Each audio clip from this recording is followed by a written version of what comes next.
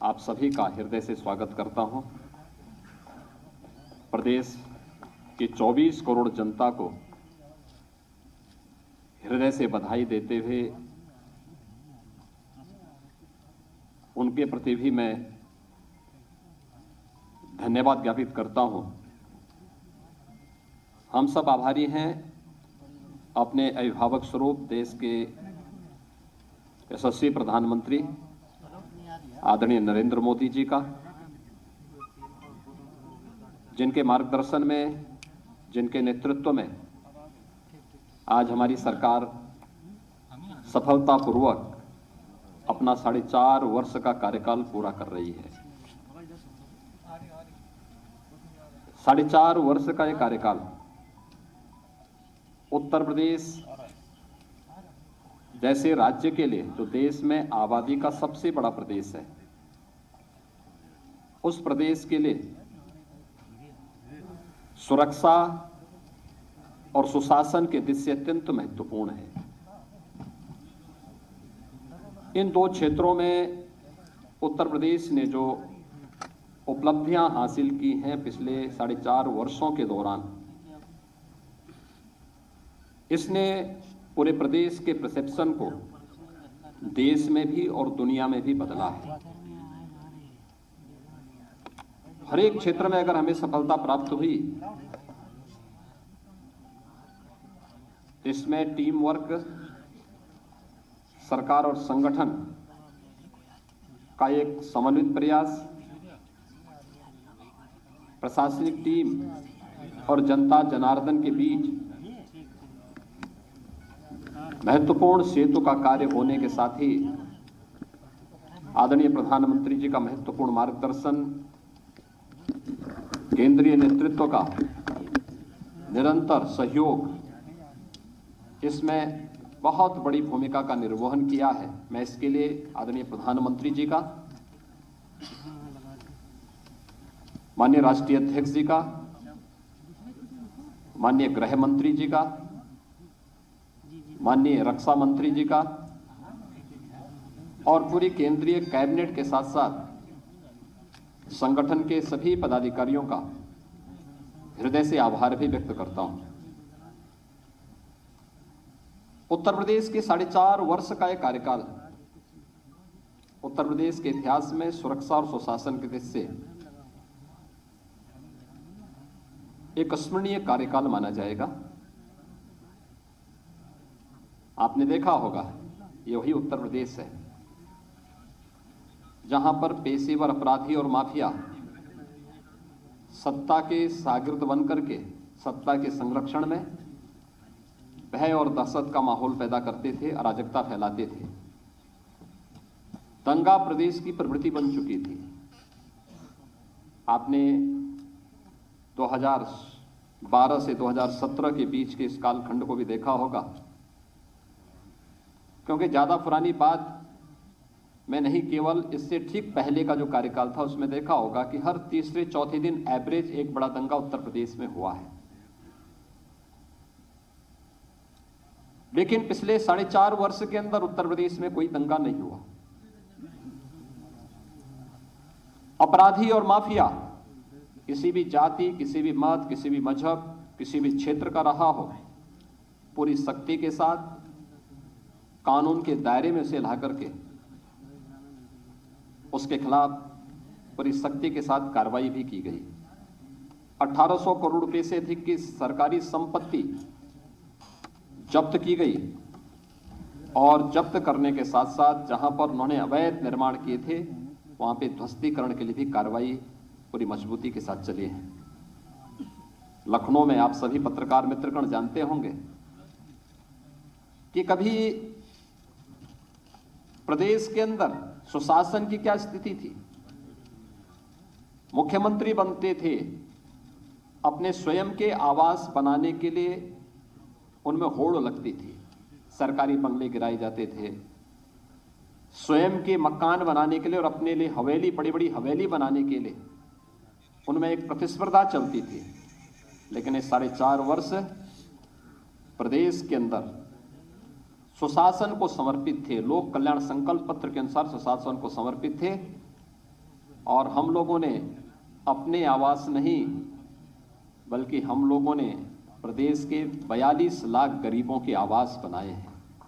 42 लाख गरीबों को एक एक आवास उत्तर प्रदेश के अंदर उपलब्ध करवाया गया। यही तो सुशासन है, जहां पर गांव के लिए, गरीब के लिए, किसान के लिए, नौजवान के लिए, महिलाओं के लिए शासन की योजनाओं का लाभ देना, उनके मन में शासन प्रशासन के प्रति एक विश्वास जागृत करना और उन्हें शासन की योजनाओं के साथ जोड़ करके प्रदेश को सर्वांगीण विकास के पथ पर अग्रसर करने की दिशा में आगे बढ़ा देना। और यही तो एक पहचान इस नए उत्तर प्रदेश की है, नए भारत के इस नए उत्तर प्रदेश की है। आपने उत्तर प्रदेश का दृश्य भी देखा होगा कि कोई आपदा आती थी, महीनों महीनों वर्षों वर्षों लग जाते थे, इस योजनाओं का लाभ उन गरीबों को नहीं मिल पाता था। आज आप देखते होंगे अगर कहीं पर कोई आपदा आती है, सरकार बचाव का पूरा उपाय करती है, पूरा प्रयास करती है, फिर भी जनधन की हानि होती है तो पीड़ित परिवारों को समय से इसका कंपनसेशन मिल सके 24 घंटे के अंदर उन्हें देने का प्रयास करती है। सरकार की संवेदना हर एक स्तर पर देखने को मिलती है। डीबीटी के माध्यम से पिछले 4.5 वर्ष के अंदर हमारी सरकार ने 5 लाख करोड़ रुपए से अधिक की धनराशि प्रदेश के नौजवानों के पास, प्रदेश के गरीबों के पास, प्रदेश के महिलाओं के पास, प्रदेश के किसानों के पास देने का कार्य किया। प्रदेश के अंदर पारदर्शी भर्ती की प्रक्रिया को आगे बढ़ाया। 4.5 लाख नौजवानों को प्रदेश के अंदर सरकारी नौकरी दी गई। किसी भी नौकरी में किसी प्रकार का कोई भेदभाव नहीं, चेहरा देख करके नहीं, प्रदेश के अंदर योग्यता के आधार पर रिजर्वेशन के नियमों का पालन करते हुए प्रदेश के हर नौजवान को उसका हक देने का कार्य प्रदेश के अंदर किया गया था। ये सभी नियुक्तियां वर्षों से लंबित थी, वर्षों से लंबित थी, क्योंकि पारदर्शिता का अभाव था, ईमानदारी का अभाव पिछली सरकारों में था और उन कार्यक्रमों को सफलतापूर्वक हमारी सरकार ने आगे बढ़ाया था। नहीं तो भर्ती निकलती थी और परिवार के अलग अलग सदस्य, खानदान, पूरा खानदान वसूली के लिए प्रदेश में निकल पड़ता था। 4.5 वर्ष के अंदर आपने देखा होगा एक भी भर्ती में कहीं कोई दलाली नहीं, कहीं किसी प्रकार का कोई लेन देन नहीं, पूरी ईमानदारी, पूरी पारदर्शिता के साथ जब कार्यक्रम हुआ तो माननीय न्यायालय को भी किसी भी भर्ती में स्थगन आदेश नहीं देना पड़ा और पूरी पारदर्शिता के साथ 4.5 लाख नौजवानों को नौकरी दी गई। सुरक्षा का बेहतर वातावरण बना तो प्रदेश के अंदर निवेश भी बड़ी पैमाने पर आया। 2018 का आप लोगों ने प्रदेश का पहला इन्वेस्टर समिट देखा होगा। देश का हर उद्योगपति आया था और आज प्रदेश के अंदर पारदर्शी कार्य पद्धति, त्वरित निर्णय लेने की क्षमता का परिणाम है कि देश और दुनिया का हर उद्योगपति प्रदेश के अंदर निवेश करने के लिए उत्सुक है। ईज ऑफ डूइंग बिजनेस यानी व्यवसाय की सुगमता में उत्तर प्रदेश ने एक लंबी छलांग मारी है। जिस उत्तर प्रदेश में 2015-16 में ईज ऑफ डूइंग बिजनेस में 14वें स्थान पर था, वही उत्तर प्रदेश आज यानी 14वें स्थान का मतलब अगर देश और दुनिया का कोई निवेशक निवेश करने का इच्छुक होगा तो देखता था कि क्या स्थिति है राज्यों की और फिर अपने अनुकूल वह ईज ऑफ डूइंग बिजनेस में जिन राज्यों की अच्छी रैंकिंग होती थी वहां पर वह निवेश के लिए जाता था। उत्तर प्रदेश 14वें स्थान पर था, यानी हमारी कहीं गिनती नहीं थी। और आज मुझे बताते हुए प्रसन्नता है, Uttar Pradesh ease of doing business में देश के अंदर नंबर 2 स्थान पर है। 3 लाख करोड़ रुपए से अधिक का निवेश उत्तर प्रदेश में हम लोगों ने कराया। और कोरोना कालखंड में तो आपने देखा होगा देश की पहली डिस्प्ले यूनिट उत्तर प्रदेश में स्थापित हुई और वह निवेश भी हमारे यहां कहां से आया था? चीन से आया था। चीन से निवेश भारत में और भारत में उत्तर प्रदेश में हो, ये उत्तर प्रदेश के लिए एक उपलब्धि थी। और इस प्रकार के तमाम निवेश उत्तर प्रदेश में हुए। निवेश केवल हमारे लिए निवेश तक सीमित नहीं था, हमारे नौजवानों के लिए नौकरी और रोजगार का भी माध्यम था। और उसका परिणाम बड़े पैमाने पर 1,61,00,000 से अधिक नौजवानों को प्रदेश के अंदर ही नौकरी और रोजगार की संभावनाएं देश भरकम निवेश के माध्यम से प्रदेश के अंदर उपलब्ध होते हुए दिखाई दे। इसका परिणाम था कि प्रदेश के अंदर जो प्रदेश की सरकार ने आदरणीय प्रधानमंत्री जी के मार्गदर्शन में जब 2017 में हम लोगों ने अपना लोक कल्याण संकल्प पत्र जारी किया था, तब हमने परंपरागत उद्यम को बढ़ावा देने के लिए भी घोषणा की थी और राज्य सरकार ने उसे एक इवेंट बनाया था वन डिस्ट्रिक्ट वन प्रोडक्ट के रूप में। आज आप देख रहे होंगे सूक्ष्म लघु मध्यम उद्यम जो उत्तर प्रदेश के अंदर एक समय में मृत प्राय सा हो गया था, आज वह उत्तर प्रदेश के अंदर 1,21,000 करोड़ रुपए का प्रतिवर्ष एक्सपोर्ट कर रहा है और उत्तर प्रदेश एक्सपोर्ट के एक नए हब के रूप में देश के सामने विकसित हुआ है। उत्तर प्रदेश में परंपरागत कारीगर और हस्तशिल्पियों को प्रोत्साहित करने के लिए विश्वकर्मा श्रम सम्मान के माध्यम से भी स्वतः रोजगार की ढेर सारी संभावनाएं बढ़ी। उनके प्रशिक्षण, उन्हें टूल किट उपलब्ध कराना और व्यवस्थित रूप से उन्हें अपने आत्मनिर्भर भारत के आदरणीय प्रधानमंत्री जी के लक्ष्य को प्राप्त करने के लिए प्रेरित करना, विश्वकर्मा श्रम सम्मान इस दिशा में बेहतरीन रूप से कार्य कर रहा है। तो सुरक्षा का जो एक बेहतरीन वातावरण प्रदेश के अंदर तैयार हुआ, आज वो आप सबके सामने है कि वह निवेश की संभावनाओं को ही बढ़ाया है। वह प्रदेश के अंदर चाहे वह बहन और बेटियों की सुरक्षा से जुड़ा हुआ मामला रहा हो, प्रदेश के उद्यमियों के सामने, प्रदेश के व्यापारियों के सामने, प्रदेश की आम नागरिकों के सामने सुरक्षा का एक बेहतर वातावरण प्रदेश सरकार ने जहां स्थापित किया, वहीं सुशासन के लक्ष्यों को प्राप्त करने में भी प्रदेश सरकार ने इस दौरान सफलता प्राप्ति की। खासतौर पर नौजवानों के लिए नौकरी का मुद्दा हो या फिर प्रशासन में ट्रांसफर और पोस्टिंग का मामला। 2017 के पहले ट्रांसफर और पोस्टिंग एक उद्योग हो चुका था, इसकी भी बोली लगती थी, इसके नाम पर भी हर एक पोस्ट बिकता था। लेकिन पिछले 4.5 वर्ष के अंदर कोई भी व्यक्ति आरोप नहीं लगा सकता कि किसी भी विभाग में ट्रांसफर पोस्टिंग में कोई लेन देन हुआ है। प्रशासन में स्थिरता दी गई। 2017 के पहले आप देखेंगे अधिकारी वे कमिश्नरी स्तर पर हो, जोन स्तर पर हो, रेंज स्तर पर हो, जनपद स्तर पर हो, तहसील स्तर पर हो, थाने स्तर पर हो, हर महीने 2 महीने में ताश के पत्तों की तरह फेंटे जाते थे।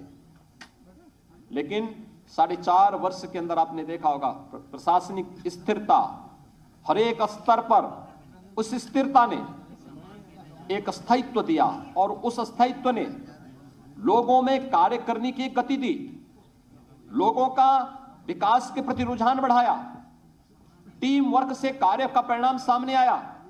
और देखते ही देखते जिस उत्तर प्रदेश के बारे में प्रधानमंत्री जी ने कहा था कि उत्तर प्रदेश को 2017 के पहले क्या समझा जाता था कि देश के विकास को अवरुद्ध करने वाला प्रदेश, क्योंकि किसी भी योजना में आगे नहीं था, हर एक योजना में पीछे, किसी में 17वें स्थान पर, किसी में 23वें स्थान पर, किसी में 27वें स्थान पर। और आज मुझे बताते हुए प्रसन्नता है कि देश के अंदर भारत सरकार के द्वारा संचालित 44 योजनाओं में उत्तर प्रदेश नंबर 1 पर चल रहा है। प्रधानमंत्री आवास योजना 42 लाख गरीबों को एक आवास बिना भेदभाव के उपलब्ध कराया गया। 2,61,00,000 गरीबों को एक शौचालय उपलब्ध कराए गए।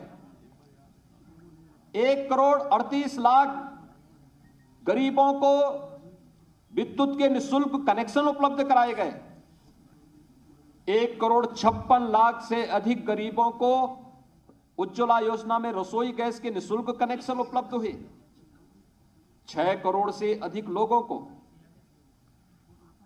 आयुष्मान भारत के अंतर्गत 5 लाख रुपए की सुरक्षा बीमा का कवर दिया गया। 3 करोड़ प्रवासी और निवासी श्रमिकों को 2 लाख रुपए की सामाजिक सुरक्षा की गारंटी दी गई। 2,53,00,000 किसानों को प्रधानमंत्री किसान सम्मान निधि से जोड़ा गया। 15 करोड़ प्रदेश के नागरिकों को कोरोना के पहले और दूसरे वेव में पहले वेव में 8 महीने अप्रैल 2020 से लेकर के नवंबर 2020 तक, और दूसरे वेव में मई 2021 से, और ये निरंतर नवंबर 2021 तक मिलेगा। 15 करोड़ लोगों को निःशुल्क राशन की सुविधा का लाभ प्रदेश की सरकार, भारत सरकार के सहयोग से उपलब्ध करवाने का कार्य की है या कर रही है। यह तब संभव हो पाया जब हमने तकनीक को अपनाया, प्रशासनिक स्थिरता दी, ट्रांसफर पोस्टिंग में किसी भी प्रकार के लेन देन को दूर करते हुए पूरी ईमानदारी के साथ, पूरी प्रतिबद्धता के साथ इस कार्यक्रम को आगे बढ़ाने का कार्य किया। आज उसका परिणाम है कि हर एक क्षेत्र में उत्तर प्रदेश आगे बढ़ता हुआ दिखाई दे रहा है। तकनीक की स्थिति प्रदेश के अंदर 2005-6 में भी आपने देखा होगा खाद्यान्न घोटाला हुआ था, उसकी सीबीआई जांच अभी भी प्रचलित है। लगातार हम लोग जब 2017 में आए थे, मुझे याद है दिसंबर 2016 में और जनवरी 2017 में आने के पहले, भारतीय जनता पार्टी नेतृत्व की प्रदेश की सरकार के आने के पहले प्रदेश के अंदर भूख से मौतें हो रही थी। मुझे दिसंबर 2016 में और जनवरी 2017 में ऐसे कुछ क्षेत्रों में जाने का अवसर उस समय प्राप्त हुआ था, क्योंकि वहां पर भूख से मौतें हो रही थी। और जब मैंने उन क्षेत्रों का भ्रमण किया था तो मुझे ये देखकर आश्चर्य हो रहा था कि उन गरीबों के पास राशन कार्ड नहीं थे। 2017 में जब हमारी सरकार मार्च में आई थी तो मैंने सबसे पहले जांच का आदेश दिया कि भाई सभी राशन कार्डों का सत्यापन हो जाए। 40 लाख ऐसे गरीब मिले थे जिन लोगों के पास अपने राशन कार्ड नहीं थे, लेकिन राशन कार्ड बनाए गए थे। उस राशन कार्ड पर कोई दूसरा ही व्यक्ति राशन लेता था। हमारी सरकार ने आकर के सबसे पहले उन गरीबों को राशन कार्ड दिए, फेक राशन कार्ड समाप्त किए, और फिर 80,000 राशन कोटी की दुकान को ई-पॉस मशीन के साथ जोड़ा गया। आज हर गरीब अपना राशन न केवल अपने गांव में बल्कि देश के किसी भी कोने में होगा, उत्तर प्रदेश का हर नागरिक वहां पर राशन लेने की सुविधा प्राप्त कर सकता है। यह सुविधा उत्तर प्रदेश के अंदर दी, लेकिन टेक्नोलॉजी का उपयोग करने से हमें एक लाभ और हुआ। गरीब को तो राशन मिल रहा है, लेकिन टेक्नोलॉजी का लाभ यह भी हुआ कि 1200 करोड़ रुपए की हर वर्ष बचत उत्तर प्रदेश सरकार को हो रही है। इसी प्रकार से खरीदारी का किसानों के लिए जो योजनाएं की गई, किसानों का कर्ज माफी से हमने किसान कल्याण के कार्यक्रम को आगे बढ़ाया था। प्रधानमंत्री फसल बीमा योजना को, प्रधानमंत्री कृषि सिंचाई योजना को, लंबित उन सभी योजनाओं को, चाहे वह बाण सागर की परियोजना रही हो या कोई भी अन्य परियोजना, एक एक करके उन योजनाओं को, लगभग 1 दर्जन सिंचाई की परियोजनाएं तो केवल बुंदेलखंड में हमने पूरी की। हम इस वर्ष के अंत तक सरयू नहर राष्ट्रीय परियोजना को, अर्जुन सहायक परियोजना को, मध्य गंगा नहर परियोजना को पूरा करने जा रहे हैं।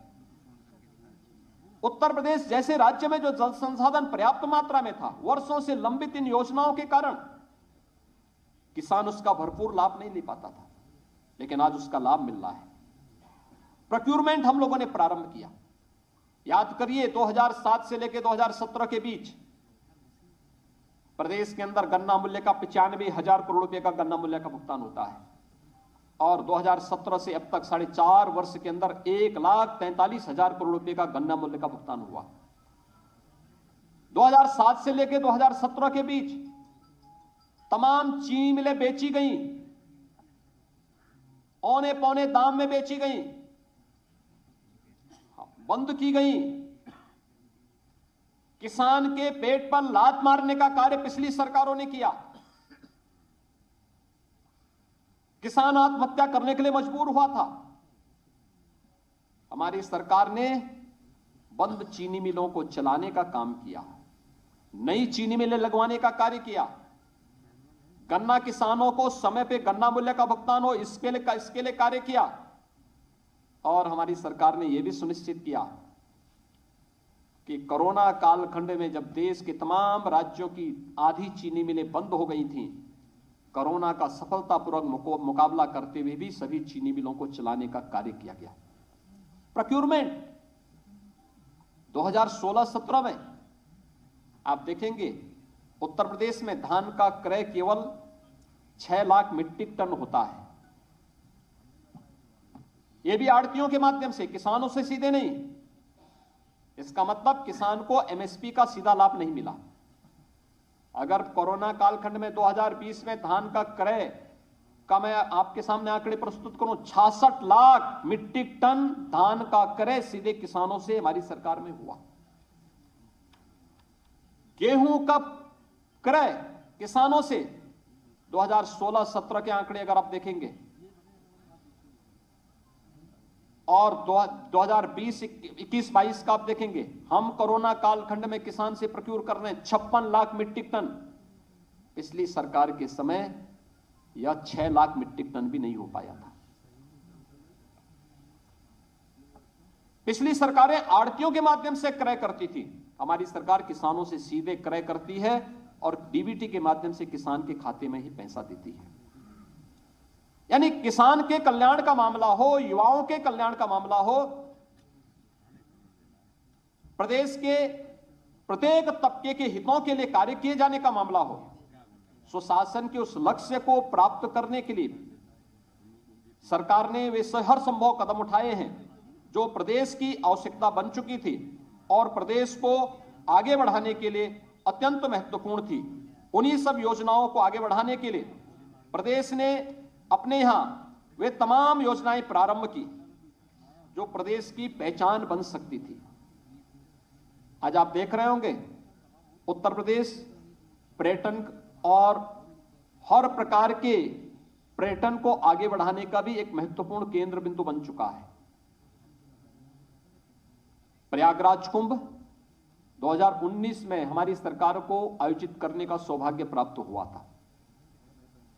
कुंभ की हजारों वर्षों की विरासत है, लेकिन कुंभ का आयोजन सुरक्षा, स्वच्छता और सुव्यवस्था का एक नया मानक प्रस्तुत करते हुए अंतर्राष्ट्रीय क्षितिज पे प्रस्तुत हो सके, सबके सामने अद्भुत पहल थी। उत्तर प्रदेश में पहली बार प्रवासी भारतीय दिवस का आयोजन हो, काशी की धरती पर किसी भी यानी राष्ट्रीय राजधानी के साथ साथ प्रदेश की राजधानी के बाहर इस प्रकार का आयोजन एक अद्भुत घटना थी। सफलता अब तक का सफलतम आयोजन, यह भी सौभाग्य हमें प्राप्त हुआ था। प्रदेश का पहला इन्वेस्टर समिट आयोजित करने का सौभाग्य भी हमें प्राप्त हुआ, जिसने प्रदेश में निवेश की संभावनाओं को आगे बढ़ाया और प्रदेश के बारे में जो धारणाएं थी उनको समाप्त किया। और उत्तर प्रदेश, ये वही उत्तर प्रदेश है जिसने अपनी परंपरागत पहचान को भी देश और दुनिया के सामने प्रस्तुत किया। अयोध्या का दीपोत्सव का आयोजन हो, काशी के दीपावली का आयोजन हो, बरसाना का रंगोत्सव का कार्यक्रम हो, यह आयोजन हमारे लिए हमारी पहचान, हमारी विरासत को दुनिया के सामने प्रस्तुत करने का एक माध्यम था। विपक्षी दलों को यह सांप्रदायिकता के दंश को से देखने के लिए वे अभिषिक्त थे, वे कभी इस आयोजनों को नहीं कर सकते थे। वो हमेशा इस बात के लिए सशंकित रहते थे कि हम अयोध्या में दीपोत्सव का कार्यक्रम करेंगे तो हम पे सांप्रदायिकता का लेबल लगेगा। लेकिन हमारी सरकार के लिए एक आयोजन था प्रदेश के परसेप्शन को दुनिया के सामने प्रस्तुत करने का, और मुझे प्रसन्नता है आज प्रदेश सरकार तेजी के साथ इस समय आगे बढ़ रही है। जहां हमने आजादी के दीवानों के उन सभी अमर शहीदों की स्मृति में चौरी चौरा शताब्दी महोत्सव के आयोजन को हम पूरी भव्यता के साथ हर एक शहीद स्थल पर देश की आजादी के लड़ने वाले सभी स्वतंत्रता संग्राम सेनानियों के प्रति सम्मान का भाव पैदा कर रहे हैं, व्यक्त कर रहे हैं। वहीं साथ ही साथ देश की सीमाओं की सुरक्षा करने वाले सैनिकों के प्रति भी सड़कों का नामकरण, विभिन्न प्रकार के स्मारकों का निर्माण, उनके परिवार की सहायता या उनके परिवार के एक सदस्य को नौकरी की व्यवस्था हो, ये प्रदेश सरकार पूरी प्रतिबद्धता के साथ कर रही है। तो साथ साथ शताब्दियों से, दशकों से लंबित उन आस्था के केंद्रों को भी सम्मान देने का कार्य हो रहा है। यह हमारा सौभाग्य है। अयोध्या में मर्यादा पुरुषोत्तम भगवान श्री राम के भव्य मंदिर के निर्माण का कार्य हमारी सरकार के समय में आदरणीय प्रधानमंत्री जी के मार्गदर्शन में प्रारंभ हो चुका है। लोग हम पे आरोप लगाते थे कि आप लोग हमेशा बोलते हैं कि रामलला हम आएंगे, मंदिर वहीं बनाएंगे, और पत्रकार मित्रगण उस समय हम पे चुटकी लेते थे, लेकिन आप तिथि नहीं बताएंगे। हमने कहा तिथि भी बताएंगे, और 5 अगस्त 2020 को प्रधानमंत्री जी के कर कमलों में अयोध्या में राम मंदिर के निर्माण कार्य का भव्य शुभारंभ भी हो चुका है। वहां की प्रगति आप देख रहे होंगे। काशी विश्वनाथ धाम, चित्रकूट धाम, विंध्यवासिनी धाम, ब्रज क्षेत्र के विकास की जो एक नई तस्वीर सामने आ रही है, नेमिस, सुखतीर्थ, बौद्ध पर्यटन स्थलों के विकास की योजना, या फिर प्रदेश के अंदर मुख्यमंत्री पर्यटन संवर्धन योजना के अंतर्गत हर विधानसभा क्षेत्र के पर्यटन केंद्रों के, आस्था के केंद्रों के विकास की एक व्यवस्थित योजना को आगे बढ़ाने का कार्यक्रम। यह आस्था का सम्मान है, और आस्था के सम्मान को आगे बढ़ाते हुए पूरी प्रतिबद्धता के साथ न केवल उत्तर प्रदेश वासियों का, बल्कि देश और दुनिया के उन सभी लोगों को जो उत्तर प्रदेश को देश का हृदय स्थल के रूप में एक सम्मान का भाव रखते हैं, उन सबको भी सम्मान देने का कार्य हमारी सरकार ने किया है। बहन और बेटियों की सुरक्षा प्रदेश सरकार की शीर्ष प्राथमिकताओं में से एक रही है। आप याद करिए 2017 में, मार्च 2017 में जब हमारी सरकार आई थी, हमने एंटी रोमियो स्क्वाड का गठन किया था। हम लोगों ने, प्रदेश सरकार ने पहले दिन से इस बारे में कहा था, अपराध और अपराधियों के प्रति जीरो टॉलरेंस की नीति से कार्य करेंगे। मुझे प्रसन्नता है, मिशन शक्ति के 3rd फेज का कार्यक्रम वर्तमान में चल रहा है।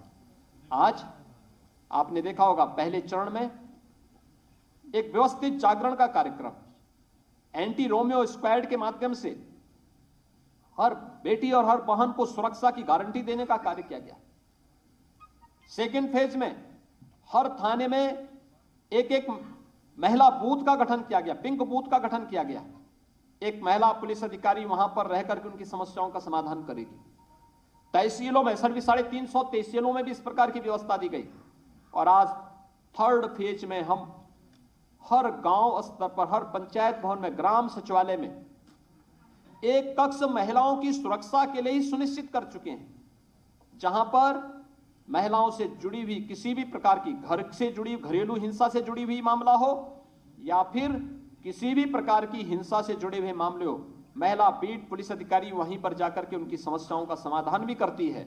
और साथ साथ इसका भी प्रयास कर रही है कि महिलाओं के कल्याण से जुड़ी हुई सभी प्रकार की योजनाएं, मुख्यमंत्री कन्या सुमंगला योजना हो, बेटी पढ़ाओ का मामला हो, या फिर बेटी बचाओ बेटी पढ़ाओ का मामला हो, या फिर मातृ वंदना योजना हो, जननी सुरक्षा योजना का लाभ देना हो, मुख्यमंत्री सामूहिक विवाह योजना हो, इन सभी योजनाओं से आच्छादित करने की कार्रवाई भी वहीं पर, निराश्रित महिला पेंशन की योजना हो, जहां पर कोई वृद्धावस्था पेंशन से जुड़े हुए तो उस पेंशन की योजना से जोड़ने के लिए भी वहां पर पूरी प्रतिबद्धता के साथ, पूरी ईमानदारी के साथ वहां पर महिला पुलिस बीट अधिकारी और हमारी फील्ड की जो टीम है वह वहां पर जनप्रतिनिधियों के मार्गदर्शन में पूरी ईमानदारी के साथ कार्य करती हुई दिखाई दे रही है। और एक सुरक्षा का एक नया वातावरण वहां पर पैदा करने का प्रयास हुआ है।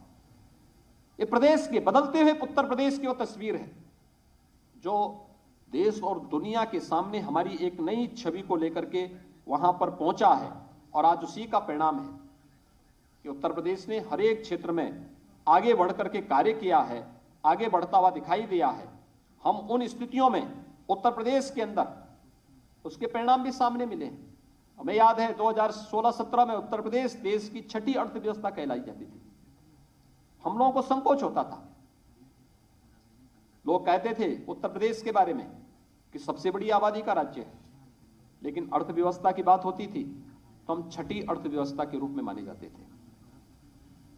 आज मुझे बताते हुए प्रसन्नता है, उत्तर प्रदेश देश की दूसरी अर्थव्यवस्था बन चुका है।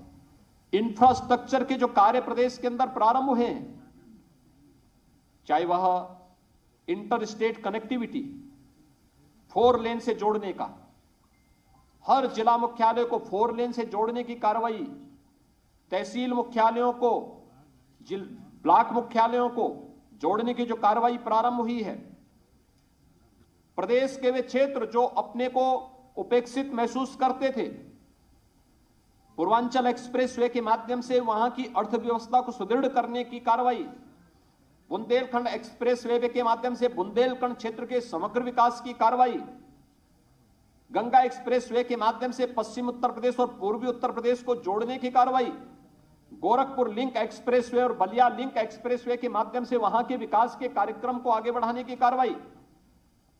प्रदेश के अंदर 2017 के पहले एक भी सिटी मेट्रो से नहीं जुड़ी थी। आज मुझे बताते हुए प्रसन्नता है, 4 सिटी में मेट्रो का सफलतापूर्वक संचालन हो रहा है। कानपुर और आगरा में मेट्रो युद्ध स्तर पर चल रहा है। हमारा प्रयास है कि नवंबर दिसंबर तक हम कानपुर और आगरा में भी मेट्रो का सफलतापूर्वक संचालन कर सकें। कल हम लोगों ने पहली बोगी बड़ोदरा में उत्तर प्रदेश मेट्रो कॉरपोरेशन को उपलब्ध करवाया है।